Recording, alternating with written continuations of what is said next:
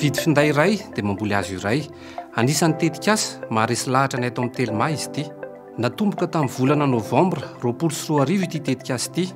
Ary mbola tsotsotra ny tanjona tamin'izany satria zanakazo 5 alina no nokasaina ambolena tamin'ny velaran-tany 5.30 hektara. Tratro io tanjona io ankehitriny ary faly izahay miara-basady anareo mpanjifa 5 alina nandray anjara tamin'ity tetikasa ity. Nahavita ny ampahany amin'ny fambolekazo tandrify ianareo adidy amin'ny firenena izany. Manomboka izao dia raisinay ho adidy ny mampafantatra anareo ny fivoaran'ny hazo izay nambolenareo. Mivoatra ny tanjona ankehitriny ary zanakazo misa iray hetsindray no kasaina ho ambolena manomboka izao. Hitarina amin'ny faritra 3 hafa ny toerana ambolena ka vinavinaina sahady ny faritra Tsinanana, Menabe ary Boeny. Iova ary ifanaraka amin'ireo faritra ireo ihany koa ireo karazana hazo ho ambolena. Ndao ary hiara-entana isika hanatratra ny tanjona lehibe napetraka ministeran'ny tontolo iainana sy ny fandrosoana Lovainjafy. Hiaraka isika hamerina indray ny hamaitso ny tenosika ity. Raha vao mividy finday Telma iray ianao, n'aiza misy anao eto Madagasikara, dia efa afaka matoky sahady fa anisan'ny mpandray anjara amin'ny famboleka-kazo.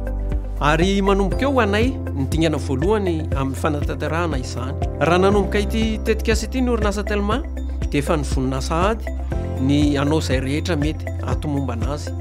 Fanamby amin'izany ny anaraha-maso ny fivoarany hazo nambolena mandritra ny 5 taona. Ary anao tatitra ara-potoana momba izany izahay mba ahitanao soritra ny fitombon'ny hazo sy ahafahanao manaraka ny fivoaran'ny tetikasa famboleka-kazo eto Madagasikara. Lara-pahamehana ny fiarovan'ny tontolo iainana ankehitriny tsy ho an'ny mpitondra ihany fa tokony ho antsika rehetra.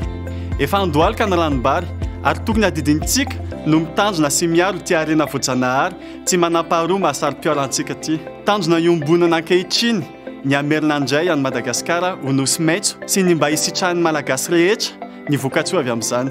Ankoatr'izany dia tokony tonga sainy sika rehetra fa efa fotoana izao hieritreretina no avy.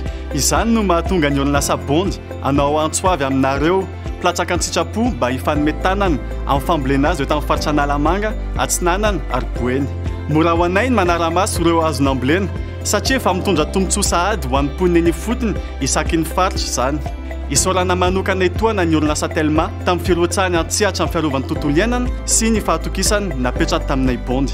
Andao ifanohana ary andao ifanome hery ahafahana miroso hatrany hanatsara kokoa ny ampitso. Raha maniry hilatsaka ny sitrapo sy hamita ny adidy eo amin'ny tontolo iainana ianao, arao ny roy etsy ambony.